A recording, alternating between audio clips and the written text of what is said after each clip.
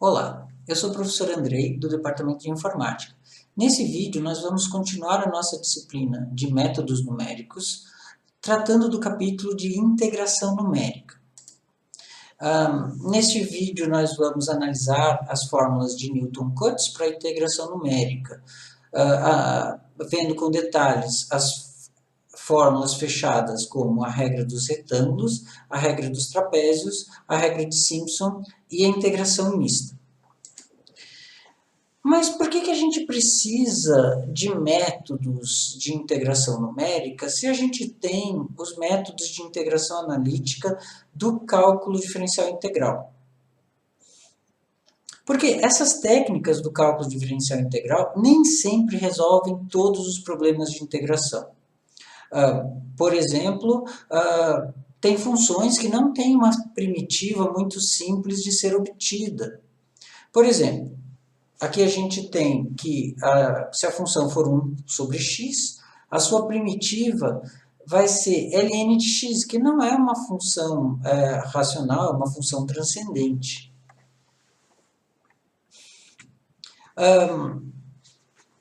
Quando a gente não consegue, por exemplo, calcular uma integral por métodos analíticos ou gráficos, ou quando a gente não consegue nem ter a função de uma maneira analítica, ou seja, a gente não consegue uma expressão analítica da função. Um exemplo disso, como a gente estava estudando nos nossos últimos capítulos de interpolação e ajuste de curvas, a gente tinha uma função dada por um conjunto de pontos obtidos em um experimento. Um exemplo disso. Se a gente tiver um experimento onde a gente mede a velocidade de um móvel a cada instante de tempo, se a gente quiser saber o espaço percorrido pelo móvel, a gente pode fazer a integração dessa função de velocidade sobre vezes o tempo. Só que, como a gente não tem a função, a gente tem que usar o método numérico para fazer a integração através dos pontos. Então, os métodos numéricos para integração, ou seja, os métodos de integração numérica, são bem úteis para quando a gente tem integrais assim, não tão fáceis de serem resolvidos. Lembrando alguma coisa de cálculo.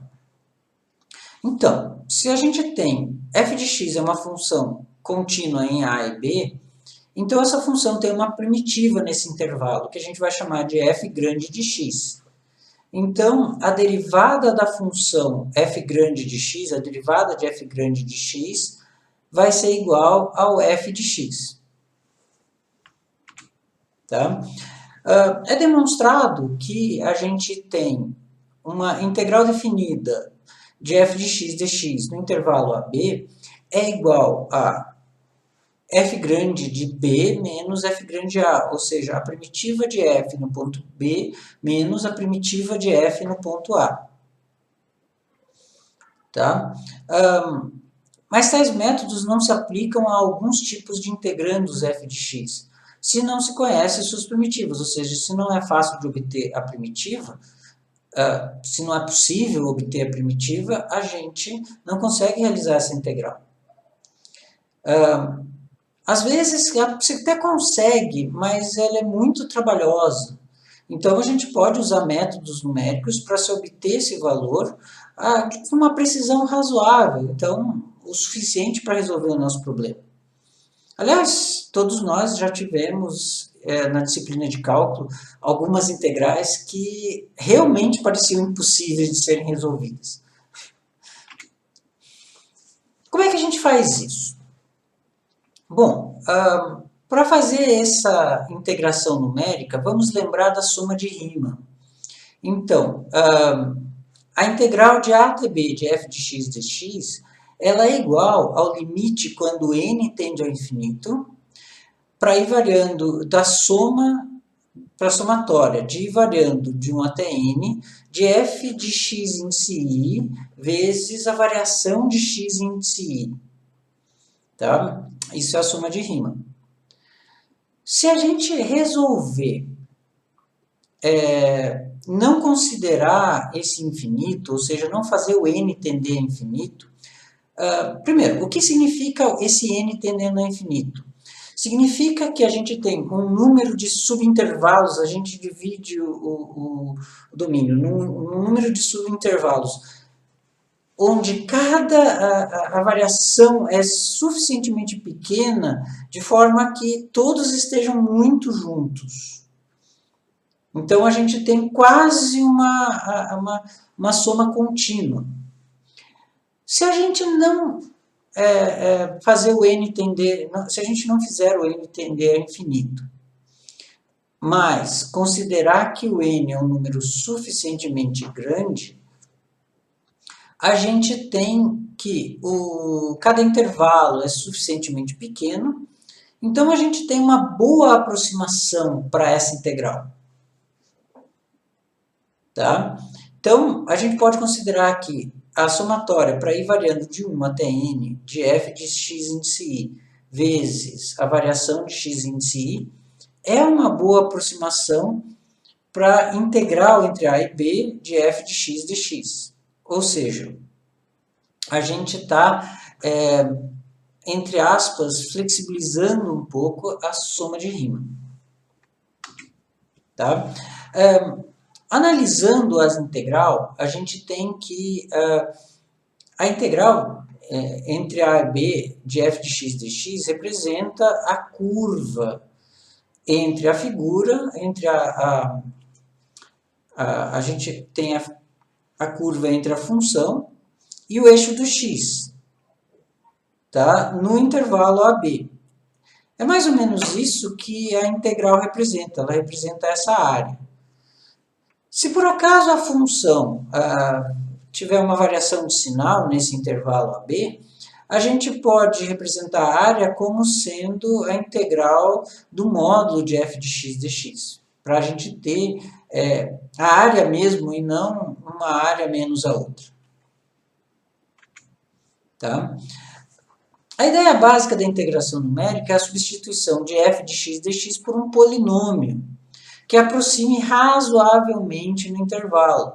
É como se a gente estivesse fazendo uma interpolação nesses pontos, né? Para substituir uma função que a gente não conhece ou que é mais ou menos complicada por um polinômio. É uma aproximação razoável. E a integração de polinômios, ela é bem tranquila de ser feita. Tá? Então, a gente consegue uma fórmula interessante para resolver esse problema numericamente. Tá. Fazendo essa substituição, a gente tem que a integral de f de x dx no intervalo AB é mais ou menos igual a A0 f de x0, A1 f de x1, A2 f de x2, até AN f de xn. Sendo que o xi, o x índice i, pertence, ele está no intervalo AB, né?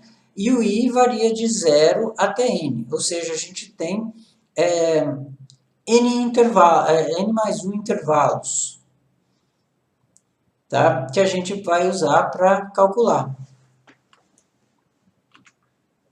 Tá? As fórmulas de Newton-Cotes, a ideia do polinômio que aproxima f de x, então a gente vai fazer com que esse polinômio interpole f de x nos pontos de A e B igualmente espaçados. Então a gente divide o intervalo AB numa quantidade razoável de subintervalos, tá? Para obter esses valores de x índice i. Tá? Então, a gente considera a partição do intervalo AB em subintervalos de comprimento H. Esse comprimento H é x índice i e é o valor do comprimento entre x índice i e x índice i mais 1. Então, o x índice i mais 1 menos x índice i vai ser igual a H, que vai ser igual a B menos A dividido por N. Tudo bem? Então, a gente vai ter N mais 1 pontos, contando os extremos, a gente vai ter N intervalos. Tudo bem? Esse conceito é importante. Então, são fórmulas, as fórmulas de Newton-Cotes são fórmulas do tipo x0 igual a xn igual a b, e a integral de f de x dx entre a e b vai ser igual vai ser aproximadamente igual a somatória, para ir variando de 0 até n, de a índice i vezes f de xi, sempre um polinômio. Ó. A gente vai aproximar a função por um polinômio. Tá? O f de x é a função, o valor da função no ponto, e os coeficientes vão ser os multiplicadores, basicamente, para os coeficientes para essas fórmulas. Tá? Esses coeficientes vão ser determinados de acordo com o grau do polinômio aproximador utilizado. Tá? E agora a gente vai começar a analisar, né, as fórmulas fechadas de Newton-Cotes. A regra dos retângulos, a regra dos trapézios e a regra de Simpson. Primeiro vamos dar uma olhada na regra dos retângulos. Então a gente tem lá o intervalo AB, né, que é particionado em n subintervalos igualmente espaçados, com x0 igual a A, xn igual a B. E o H vai ser x índice i mais 1 menos x índice i. Tá? Se f é uma função contínua ou simplesmente Riemann integrável, cuja integral não é conhecida, o nosso objetivo de calcular essa integral pelo método é calcular essa integral pelo método das áreas dos retângulos. Tais retângulos, eles podem ser considerados de três maneiras diferentes. Então, a primeira maneira é que aqui a gente tem A e B. Vamos supor que a gente tem aqui o intervalo A e o intervalo B. E o ponto A e o ponto B. Então, a gente tem x0, x1, x2, x3. Tá? A primeira maneira de se calcular é ter que a função passa pelo canto superior esquerdo do retângulo. Então, a área de cada retângulo é f de x índice i vezes h índice i. No segundo jeito, é calcular que a função passa pelo canto superior direito do retângulo. Então, a área de cada retângulo vai ser f de xi mais 1 vezes h de i. O h de i é sempre essa distância aqui entre o x índice i e o x índice i mais 1. E a terceira maneira é fazer ele passar pelo meio, ou seja, a média entre os extremos do retângulo, ou seja, a área vai ser f de x índice i mais x índice i mais 1 sobre 2, que é esse ponto do meio, aqui é o ponto médio, vezes a distância, né? Vezes o h de i, vezes esse valor aqui. Então, a gente tem, passa por um dos extremos, por outro dos extremos, ou pela média dos extremos, que é o ponto médio, tá? Do topo do retângulo. Essa é a maneira que vai ser usada para a regra dos retângulos, para a nossa integração numérica. Então, a soma em qualquer caso, a soma das áreas será uma aproximação para integral, né, de f de x. Então, no primeiro caso, a gente vai ter a somatória para ir variando de 0 até n-1 de f de xi vezes h índice i. No segundo caso, a gente vai ter a somatória de ir variando de 0 até n-1, que é o número de subintervalos, de f de x índice i mais 1 vezes h índice i. E no caso C, a gente vai ter que a regra dos retângulos, que vai ser R de H de N, tá? Vai ser a somatória para F do ponto médio, que é xi mais xi mais 1 sobre 2, vezes H índice I. Tá? Então, a primeira é superior esquerdo, a segunda é superior direito, e a terceira é que passa pelo ponto médio. Tá? Como H índice I é constante, então a gente pode tirar o H dessa somatória. Então a gente tem que as regras vão ser H vezes a somatória de F de xi, H vezes a somatória de F de xi mais 1 e H vezes a somatória de F de x índice do ponto médio, x índice I mais x índice I mais 1 sobre 2. Como a gente vai usar sempre o caso C, a nossa fórmula para a regra dos retângulos vai ser sempre H vezes somatória, para ir variando de 0 até n menos 1, de f de x índice I, x barra índice I, né? Sendo que x barra índice I, que é o ponto médio, vai ser xi mais 1 sobre 2. Um exemplo disso. A integral de x ao quadrado menos 1 dx de menos 1 até 1. Considerando 4 subintervalos, aliás, considerando n igual a 4, e 4 casas decimais. Número de intervalos, 4. Tamanho do intervalo, se a gente tem menos 1 até 1 dá 2, divididos por 4, vai dar 0,5. Tá? Então, a gente tem que calcular esses valores primeiro, o número de subintervalos e o H, então N e o H. Às vezes a gente conhece o N e por alguma informação no enunciado a gente tem como obter o H. Às vezes a gente conhece o H e por alguma informação no enunciado a gente consegue obter o N. Tá? Então a gente vai ter o seguinte. Vamos resolver. Então, o R, aplicando a fórmula, né? Cadê a fórmula? Aplicando essa fórmula, a gente vai ter que a nossa integral vai ser igual a H vezes somatória para ir variando de 0 até 3, de F de x índice I mais x índice I mais 1 sobre 2. Agora a gente tem que calcular cada um desses pontos. Então, variando desde menos 1 até 1, de meio em meio, a gente tem o primeiro ponto. Menos 1 até menos 0,5. Daí o segundo ponto, menos 0,5 até 0. Terceiro ponto, de 0 até 0,5. E o quarto ponto, de 0,5 até 1. O que vai nos dar?